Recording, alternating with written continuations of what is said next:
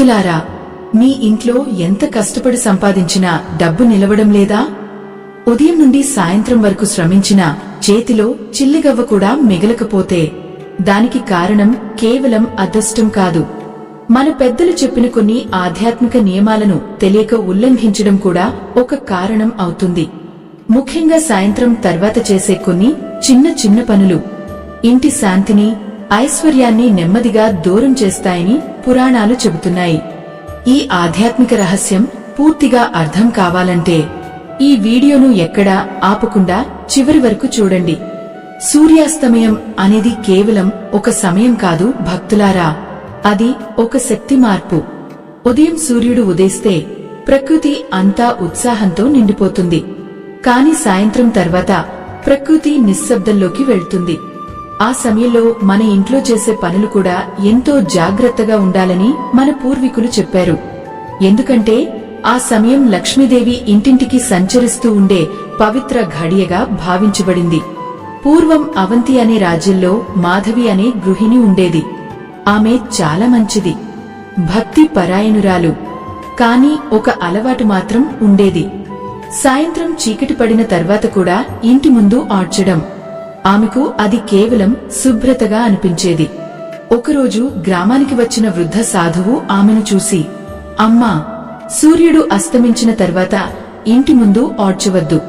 అది ఇంటి అదృష్టాన్ని బయటకు పంపినట్లే అవుతుంది అని చెప్పాడు. మాధవి నవ్వేసింది. ఇంత చిన్న పనితో అదృష్టం ఎలా పోతుంది స్వామీ అని అడిగింది. సాధువు చిరునవ్వుతో వెళ్లిపోయాడు. కాని ఆ రోజు నుండి మాధవి ఇంట్లో విచిత్రమైన మార్పులు మొదలయ్యాయి. నిల్వ ఉండే ధాన్యం తగ్గిపోయింది. ఆవులు పాలు తగ్గించాయి. ఇంట్లో చిన్న చిన్న కలహాలు మొదలయ్యాయి. అయినా ఆమెకు అసలు కారణం అర్థం కాలేదు. ఒక సాయంత్రం ఆమె తల్లి ఇంటికి వచ్చింది. ఇంటి ముందు చీకట్లో ఆడుస్తున్న మాధవిని చూసి ఆశ్చర్యపోయింది. అమ్మా, సాయంత్రం తర్వాత ఇలా ఆడ్చడం మంచిది కాదు. మన పెద్దలు ఎందుకు చెప్పారో తెలుసా? ఆ సమయంలో ఇంట్లోకి వచ్చే శుభశక్తిని బయటకు తోసినట్లవుతుంది అని చెప్పింది. ఆ మాటలు మాధవి మనసులో మిగిలిపోయాయి. ఆ రాత్రి ఆమెకు ఒక ఆశ్చర్యకరమైన స్వప్నం వచ్చింది. ఇంటి గడప దగ్గర బంగారు కాంతితో వెలిగే దివ్యమైన స్త్రీ నిలబడి ఉంది. ఆమె ముఖంలో ప్రశాంతత, కాని కళ్లలో బాధ.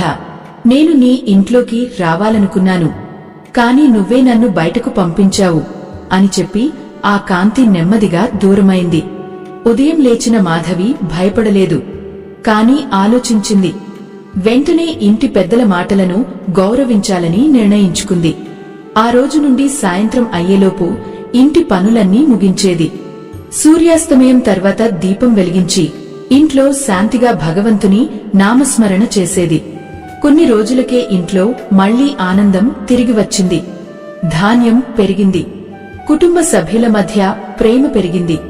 మాధవి అప్పుడు గ్రహించింది, పెద్దలు చెప్పిన ప్రతి నియమం వెనుక ఒక ఆధ్యాత్మిక శక్తి దాగి ఉంటుందని.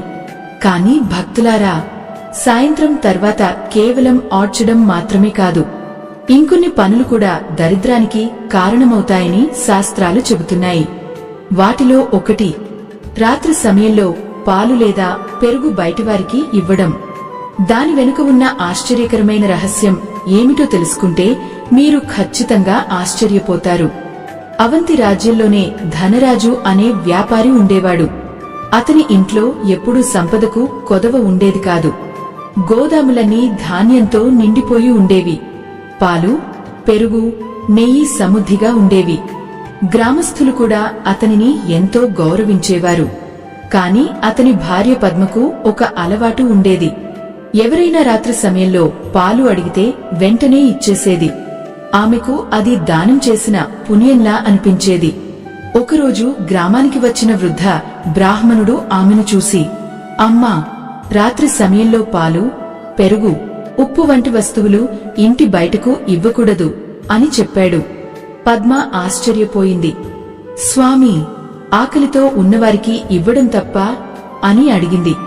అప్పుడు బ్రాహ్మణుడు చిరునవ్వుతో చెప్పాడు, దానం తప్పు కాదు అమ్మా, కాని ప్రతిదానికి ఒక సమయం ఉంటుంది. సాయంత్రం తర్వాత ఈ పదార్థాలను ఇవ్వడం అంటే ఇంట్లోని శుభశక్తిని బయటకు పంపినట్లవుతుంది. ముఖ్యంగా పాలు, పెరుగు చంద్రుని ప్రశాంత శక్తికి ప్రతీకలు. అవి రాత్రివేళ బయటకు వెళ్తే ఇంట్లో మానసిక ప్రశాంతత తగ్గుతుంది అని చెప్పాడు. పద్మ ఆ మాటలు పెద్దగా పట్టించుకోలేదు. మనసు మంచిగా ఉంటే చాలు అని అనుకుంది. కాని కొద్ది రోజుల తర్వాత ఇంట్లో మార్పులు కనిపించసాగాయి. చిన్న చిన్న విషయాలకు కోపాలు పెరిగాయి. పిల్లలు చదువుపై దృష్టి కోల్పోయారు. వ్యాపారంలో లాభాలు తగ్గిపోయాయి. ధనరాజు ఎంత కష్టపడినా డబ్బు నిలవడం ఆగిపోయింది. ఒక రాత్రి పద్మకు విచిత్రమైన అనుభవం ఎదురైంది. ఇంటి గడప దగ్గర ఒక మృదువైన తెల్లని కాంతి కనిపించింది. ఆ కాంతి నెమ్మదిగా బయటకు వెళ్తున్నట్లనిపించింది. ఆమె గుండెల్లో తెలియని ఆందోళన కలిగింది. వెంటనే వృద్ధ బ్రాహ్మణుడు చెప్పిన మాటలు గుర్తొచ్చాయి. మరుసటి రోజు ఉదయం ఆమె గ్రామంలోని ఆలయానికి వెళ్ళింది. అక్కడ ఉన్న పండితుడిని అడిగింది. అప్పుడు ఆయన ఒక పురాతన కథ చెప్పాడు. పూర్వం లక్ష్మీదేవి ఒక గృహిణి ఇంటికి ప్రతి రాత్రి వచ్చేదట. కాని ఆ ఇంట్లో ప్రతిరోజు సాయంత్రం తర్వాత పాలు బయటకు ఇస్తుండటంతో ఆ ఇంటి శుభశక్తి నెమ్మదిగా తగ్గిపోయింది. చివరికి లక్ష్మీదేవి అక్కడి నుండి దూరమైందట అని చెప్పాడు. ఆ మాటలు విన్న పద్మ హృదయం మారిపోయింది. ఆ రోజు నుండి ఆమె ఒక నియమం పెట్టుకుంది. సాయంత్రం తర్వాత ఎవరైనా పాలు లేదా పెరుగు అడిగితే ఉదయం తప్పకుండా ఇస్తాను అని ప్రేమగా చెప్పేది. అదే సమయంలో అవసరమైన వారికి పగలు సమయంలో సహాయం చేయడం ప్రారంభించింది. కొద్ది వారాల్లోనే ఇంట్లో ప్రశాంతత తిరిగి వచ్చింది. పిల్లలు ఆనందంగా మారారు. వ్యాపారం మళ్లీ అభివృద్ధి చెందింది. ధనరాజు ఆశ్చర్యపోయాడు. ఇంటి వాతావరణమే మారిపోయింది అని అన్నాడు. పద్మ అప్పుడు గ్రహించింది. ప్రతి ఆచారం వెనుక మన కుటుంబ శక్తిని కాపాడే ఒక గూఢార్థం ఉంటుందని. భక్తులారా, ఇంకో ముఖ్యమైన విషయం కూడా ఉంది. చాలామంది సాయంత్రం తర్వాత గోర్లు కత్తిరించడం లేదా జుట్టు కత్తిరించడం చేస్తుంటారు. కాని మన పెద్దలు దాన్ని ఎందుకు నిషేధించారో తెలుసా? దాని వెనుక ఉన్న ఆధ్యాత్మిక రహస్యం వింటే మీరు తప్పకుండా ఆశ్చర్యపోతారు. అవంతి రాజ్యంలో విష్ణుదాస్ అనే యువకుడు ఉండేవాడు. అతను తెలివైనవాడు, కష్టపడే స్వభావం కలవాడు. కాని అతనికి ఒక అలవాటు ఉండేది. పగలంతా పనులతో బిజీగా ఉండి రాత్రి సమయంలోనే తన వ్యక్తిగత పనులన్నీ చేసుకునేవాడు. గోర్లు కత్తిరించడం, జుట్టు సర్దుకోవడం, అద్దం ముందు ఎక్కువసేపు నిలబడటం అతనికి సాధారణమే. ఒకరోజు అతని ఇంటికి వచ్చిన తాతయ్య అతనిని చూసి, నాన్నా, సాయంత్రం తర్వాత గోర్లు కత్తిరించకూడదు. అది మన శుభశక్తిని తగ్గిస్తుంది అని చెప్పాడు. విష్ణుదాస్ నవ్వుతూ, తాతయ్య, ఇవన్నీ పాతకాలపు నమ్మకాలు కాదా అని అడిగాడు. తాతయ్య చిరునవ్వుతో ఒక కథ చెప్పడం ప్రారంభించాడు. పూర్వం మనుషులు ప్రకృతితో కలిసి జీవించేవారు. సూర్యాస్తమయం తర్వాత శరీరానికి విశ్రాంతి సమయం మొదలవుతుంది. ఆ సమయంలో శరీర భాగాలను కత్తిరించడం అనేది శుభంగా భావించేవారు కాదు. ముఖ్యంగా గోర్లు, జుట్టు మన శరీర శక్తికి ప్రతీకలుగా భావించబడ్డాయి అని చెప్పాడు. విష్ణుదాస్ ఆ మాటలు వినినా పెద్దగా పట్టించుకోలేదు. కాని కొద్ది రోజుల తర్వాత అతని జీవితంలో విచిత్రమైన మార్పులు మొదలయ్యాయి. పనిలో ఏకాగ్రత తగ్గింది. చిన్న చిన్న తప్పులు పెరిగాయి. రాత్రుళ్ళు నిద్ర సరిగా పట్టేది కాదు. ఎంత ప్రయత్నించినా మనసులో ప్రశాంతత కనిపించలేదు. ఒక రాత్రి అతను ఆలస్యంగా గోర్లు కత్తిరిస్తున్నప్పుడు అకస్మాత్తుగా ఇంట్లో వెలిగిన దీపం ఆరిపోయింది. చుట్టూ నిశ్శబ్దం అలుముకుంది. ఆ క్షణంలో అతని గుండెల్లో తెలియని ఆందోళన కలిగింది. వెంటనే తాతయ్య చెప్పిన మాటలు గుర్తొచ్చాయి. మరుసటి రోజు అతను గ్రామంలోని వృద్ధ పండితుడిని కలిశాడు. అప్పుడు పండితుడు చెప్పాడు, నాన్నా, మన పెద్దలు చెప్పిన ప్రతి నియమం వెనుక శాస్త్రీయమైన, ఆధ్యాత్మికమైన కారణం ఉంటుంది. రాత్రి సమయంలో గోర్లు కత్తిరించడం అనేది ఇంటి ప్రశాంత వాతావరణాన్ని భంగం చేస్తుందని వారు నమ్మారు. పూర్వం వెలుతురు తక్కువగా ఉండేది కాబట్టి ఆ సమయంలో ప్రమాదాలు జరగకుండా ఉండేందుకు కూడా ఈ నియమాన్ని పాటించేవారు అని వివరించాడు. ఆ మాటలు విష్ణుదాస్ మనసులో బలంగా నిలిచిపోయాయి. ఆ రోజు నుండి అతను ఒక నియమం పెట్టుకున్నాడు. సూర్యాస్తమయం అయ్యేలోపు తన వ్యక్తిగత పనులన్నీ ముగించేవాడు. సాయంత్రం తర్వాత ఇంట్లో దీపం వెలిగించి ప్రశాంతంగా కుటుంబ సభ్యులతో గడపడం ప్రారంభించాడు. కొద్ది రోజుల్లోనే అతని జీవితంలో మార్పు వచ్చింది. మనసు ప్రశాంతంగా మారింది. పనిలో ఏకాగ్రత పెరిగింది. ఇంట్లో ఆనందం పెరిగింది. తాతయ్య ఆనందంగా చూసి, మన సంప్రదాయాలు మనల్ని కాపాడటానికే పుట్టాయి నాన్నా అని చెప్పాడు. భక్తులారా, సాయంత్రం తర్వాత ఇంకో పని కూడా చేయకూడదని మన పెద్దలు చాలా గట్టిగా చెప్పేవారు. అదే ఇంట్లో ఉన్న చెత్తను లేదా పాత వస్తువులను బయటకు విసరడం. ఎందుకంటే ఆ సమయంలో అలా చేయడం వల్ల ఇంటి అదృష్టం కూడా బయటకు వెళ్తుందని వారు నమ్మేవారు. దాని వెనుక ఉన్న ఆశ్చర్యకరమైన కథ ఇప్పుడు మీకు చెప్పబోతున్నాను. అవంతి రాజ్యంలో కమలమ్మ అనే వృద్ధ గృహిణి ఉండేది. ఆమె ఇంట్లో ఎప్పుడూ పరిశుభ్రత, ప్రశాంతత కనిపించేవి. కాని ఆమె కోడలు శాంతికి ఒక అలవాటు ఉండేది. పగలంతా పనుల్లో బిజీగా ఉండి రాత్రి సమయంలోనే ఇంట్లోని చెత్తను బయటకు తీసిపారేసేది. ఆమెకు అది సమయం ఆదా చేసినట్లుగా అనిపించేది. ఒకరోజు కమలమ్మ ఆమెను పిలిచి, అమ్మా, సూర్యాస్తమయం తర్వాత ఇంటి చెత్తను బయటకు వేయకూడదు అని చెప్పింది. శాంతి ఆశ్చర్యంగా, అత్తయ్యా, చెత్తను బయటకు వేయడంలో తప్పేముంది అని అడిగింది. అప్పుడు కమలమ్మ నెమ్మదిగా చెప్పింది, మన ఇంటి ప్రతి మూలలో మన శ్రమ, మన అదృష్టం, మన శుభశక్తి ఉంటుంది. సాయంత్రం తర్వాత ఇంటి నుండి ఏదైనా బయటకు పంపేటప్పుడు ఎంతో జాగ్రత్తగా ఉండాలని మన పెద్దలు చెప్పారు. ఎందుకంటే ఆ సమయంలో ఇంట్లోకి వచ్చే శుభశక్తిని తెలియకుండానే బయటకు పంపించే అవకాశం ఉంటుందని వారు నమ్మారు అని వివరించింది. శాంతి ఆ మాటలు విన్నా పూర్తిగా నమ్మలేదు. ఇవన్నీ పెద్దల కాలం నాటి ఆచారాలు అని అనుకుంది. కాని కొద్ది రోజుల తర్వాత ఆమె గమనించింది, ఇంట్లో చిన్న చిన్న ఇబ్బందులు పెరుగుతున్నాయని. వంటింట్లో పదార్థాలు త్వరగా అయిపోతున్నాయి. కుటుంబ సభ్యుల మధ్య మాటామాటలు పెరుగుతున్నాయి. పిల్లలు కూడా చిరాకు పడుతున్నారు. ఒక రాత్రి ఆమె చెత్తను బయటకు తీసుకెళ్తుండగా గాలి ఒక్కసారిగా బలంగా వీచింది. చేతిలో ఉన్న బుట్ట కింద పడిపోయింది. ఆ క్షణంలో ఇంటి లోపల వెలిగిన దీపం మసకబారినట్లు కనిపించింది. ఆమె గుండెల్లో తెలియని ఆలోచన కలిగింది.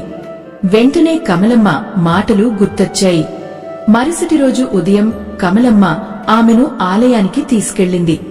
అక్కడ ఉన్న వృద్ధ పూజారి ఒక కథ చెప్పాడు.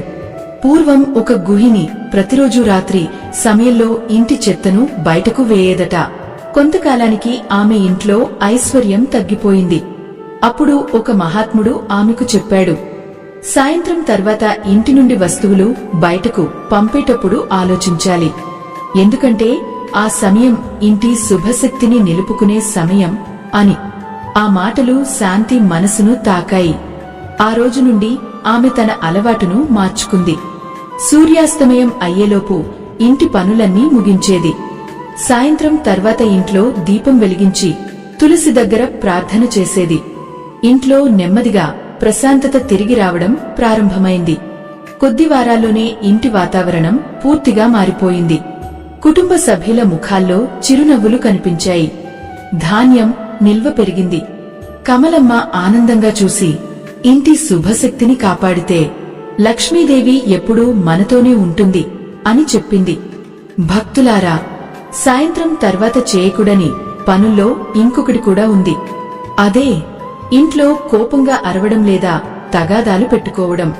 ఎందుకంటే ఆ సమయంలో పలికే మాటలు ఇంటి వాతావరణంపై చాలా ప్రభావం చూపుతాయని శాస్త్రాలు చెబుతున్నాయి.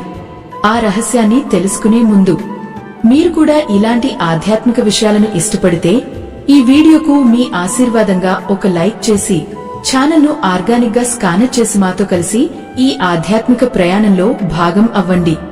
అవంతి రాజ్యంలో సత్యమూర్తి అనే రైతు ఉండేవాడు. అతను ఎంతో కష్టపడి పని చేసేవాడు. పంటలు బాగా పండేవి. కుటుంబం కూడా ఆనందంగా ఉండేది.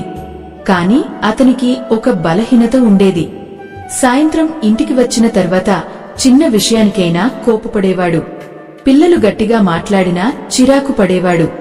భార్య ఆలస్యంగా భోజనం పెట్టినా గట్టిగా అరిచేవాడు. అతని భార్య లలిత చాలా సహనంగా ఉండేది. ఒకరోజు ఆమె నెమ్మదిగా ఇంటి దగ్గర సాయంత్రం తర్వాత ప్రశాంతంగా మాట్లాడాలి అని పెద్దలు చెబుతారు అని చెప్పింది. కాని సత్యమూర్తి నవ్వుతూ పని ఒత్తిడి ఉన్నప్పుడు కోపం రావడం సహజం అని అన్నాడు. కొన్ని రోజుల తర్వాత ఇంట్లో మార్పులు మొదలయ్యాయి. పిల్లలు భయంతో మాట్లాడటం తగ్గించారు. ఇంట్లో నవ్వులు తగ్గిపోయాయి. సత్యమూర్తి కూడా మనసులో ప్రశాంతత కోల్పోయాడు. పంటలు బాగానే ఉన్నా ఆనందం మాత్రం కనిపించలేదు. ఒకరోజు గ్రామానికి వచ్చిన వృద్ధ సంగీత విద్వాంసుడు వారి ఇంట్లో ఆగాడు. సాయంత్రం సమయంలో ఇంట్లో జరుగుతున్న అరుపులు విని నిశ్శబ్దంగా బయటకు వచ్చాడు. మరుసటి రోజు సత్యమూర్తిని పిలిచి, నాన్నా, సాయంత్రం సమయం అనేది ఇంట్లో శాంతిని ఆహ్వానించే సమయం. ఆ సమయంలో పలికే ప్రతి మాట ఇంటి గోడల్లో ప్రతిధ్వనిస్తుంది. కోపంతో మాట్లాడితే ఆ వాతావరణం ఇంటి ఆనందాన్ని నెమ్మదిగా తగ్గిస్తుంది అని చెప్పాడు. సత్యమూర్తి ఆ మాటలు వినగానే ఆలోచనలో పడ్డాడు. మాటలతో కూడా ఇంటి అదృష్టం మారుతుందా అని అడిగాడు. అప్పుడు విద్వాంసుడు చిరునవ్వుతో ఒక ఉదాహరణ చెప్పాడు. వీణ తీగను ముదువుగా తాకితే మధురమైన స్వరం వస్తుంది. అదే బలంగా లాగితే స్వరం చెడిపోతుంది. అలాగే ఇంట్లో మాటలు కూడా ప్రేమగా ఉంటే శాంతి పెరుగుతుంది, కోపంగా ఉంటే ఇంటి శుభశక్తి తగ్గుతుంది అని వివరించాడు. ఆ మాటలు సత్యమూర్తి హృదయాన్ని తాకాయి. ఆ రోజు నుండి అతను ఒక నియమం పెట్టుకున్నాడు. సాయంత్రం ఇంటికి వచ్చిన తర్వాత ముందుగా చేతులు కడిగి దీపం ముందు కొద్దిసేపు ప్రశాంతంగా కూర్చునేవాడు. పిల్లలతో ప్రేమగా మాట్లాడేవాడు. భార్యతో చిరునవ్వుతో మాట్లాడటం ప్రారంభించాడు. కొద్ది రోజులకే ఇంటి వాతావరణం పూర్తిగా మారిపోయింది. పిల్లలు మళ్లీ ఆనందంగా నవ్వడం మొదలుపెట్టారు. లలిత కళ్లలో ప్రశాంతత కనిపించింది. సత్యమూర్తి కూడా తనలో ఒక కొత్త శాంతిని అనుభవించాడు. అప్పుడతనికి అర్థమైంది, ఇంట్లో సంపద కంటే ముందుగా నిలవాల్సింది ప్రశాంతత అని. భక్తులారా, మన పెద్దలు చెప్పిన ఈ నియమాలన్నీ కేవలం భయపెట్టడానికి కాదు, ఇంటి శుభశక్తిని, కుటుంబ ఆనందాన్ని కాపాడటానికే. కాని ఇంకా ఒక అత్యంత ముఖ్యమైన రహస్యం మిగిలి ఉంది. సాయంత్రం తర్వాత ఇంట్లో దీపం ఎందుకు తప్పనిసరిగా వెలిగించాలి? ఆ ఒక్క ఆచారం ఎలా దరిద్రాన్ని దూరం చేస్తుందో చివరి భాగంలో తెలుసుకోబోతున్నారు. అవంతి రాజ్యంలో హరినాథుడు అనే వృద్ధుడు ఉండేవాడు. అతను చాలా సాధారణ జీవితం గడిపేవాడు. పెద్దగా ధనం లేదు. కాని అతని ఇంట్లో ఎప్పుడూ ఒక ప్రశాంతమైన వెలుగు కనిపించేది. గ్రామస్థులు ఆశ్చర్యపడి, మీ ఇంట్లో ఎప్పుడూ ఇంత ఆనందం ఎలా ఉంటుంది అని అడిగేవారు. హరినాథుడు చిరునవ్వుతో ఒక మాట చెప్పేవాడు. సాయంత్రం సమయంలో వెలిగే దీపం కేవలం నూనెతో వెలిగేది కాదు, అది ఇంటి ఆశతో, విశ్వాసంతో వెలుగుతుంది అని. అతని మనవడు కార్తిక్ ఒకరోజు అడిగాడు, తాతయ్య, చిన్న దీపం వెలిగిస్తే నిజంగా దరిద్రం దూరమవుతుందా అని.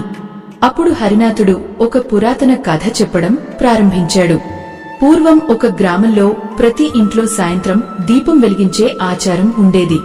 ఆ గ్రామం ఎప్పుడూ ఆనందంగా ఉండేది.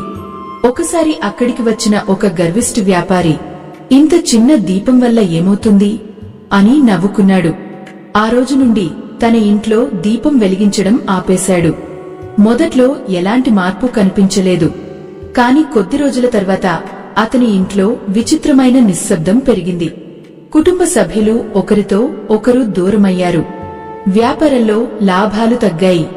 ఇంట్లో ఉత్సాహం కనిపించలేదు. అప్పుడు గ్రామంలోని ఒక మహాత్ముడు అతనికి చెప్పాడు, సాయంత్రం వెలిగించే దీపం కేవలం చీకటిని పోగొట్టదు, అది మనసులోని నిరాశను కూడా దూరం చేస్తుంది, ఇంట్లో శుభశక్తిని ఆహ్వానిస్తుంది అని. ఆ మాటలు విన్న వ్యాపారి మళ్లీ ప్రతి సాయంత్రం దీపం వెలిగించడం ప్రారంభించాడు. కొద్ది రోజుల్లోనే ఇంటి వాతావరణం మారిపోయింది. కుటుంబ సభ్యుల మధ్య ప్రేమ పెరిగింది. వ్యాపారం కూడా అభివృద్ధి చెందింది. అప్పుడు అతనికి అర్థమైంది, దీపం అనేది కేవలం వెలుగు కాదు, అది ఇంటి జీవశక్తికి ప్రతీక అని. హరినాథుడు కార్తిక్ వైపు చూసి చెప్పాడు, నాన్నా, సాయంత్రం తర్వాత మన ఇంట్లో వెలిగే దీపం, మనం పలికే మృదువైన మాటలు, మనం పాటించే ఆచారాలు, ఇవన్నీ కలిసి ఇంటి అదృష్టాన్ని కాపాడతాయి. దరిద్రం అనేది కేవలం డబ్బు లేకపోవడం కాదు, ఇంట్లో శాంతి లేకపోవడమే నిజమైన దరిద్రం అని ఆ మాటలు కార్తిక్ హృదయంలో నిలిచిపోయాయి. ఆ రోజు నుండి అతను ప్రతి సాయంత్రం ఇంట్లో దీపం వెలిగించి కుటుంబంతో కలిసి ప్రార్థన చేయడం ప్రారంభించాడు. ఇంట్లో ఆనందం మరింత పెరిగింది. గ్రామస్థులు కూడా వారి ఇంటిని చూసి ప్రేరణ పొందారు. భక్తులారా, మన పెద్దలు చెప్పిన ప్రతి ఆచారం వెనుక ఒక గొప్ప జీవన రహస్యం దాగి ఉంటుంది. సాయంత్రం తర్వాత మన ప్రవర్తన, మన మాటలు, మన అలవాట్లు ఇవన్నీ మన ఇంటి శుభశక్తిపై ప్రభావం చూపుతాయి. అందుకే ఈ నియమాలను భయంతో కాదు, భక్తితో, గౌరవంతో పాటించాలి. మీరు కూడా ఇలాంటి ఆధ్యాత్మిక రహస్యాలను తెలుసుకోవాలనుకుంటే ఈ వీడియోకు మీ ఆశీర్వాదంగా ఒక లైక్ చేసి ఛానల్ను ఆర్గానిక్ గా స్కానర్ చేసి మాతో కలిసి ఈ దివ్యమైన ప్రయాణంలో కొనసాగండి. ఈ ఆధ్యాత్మిక ప్రయాణం ఇక్కడితో ముగిసిపోయింది. స్వస్తి.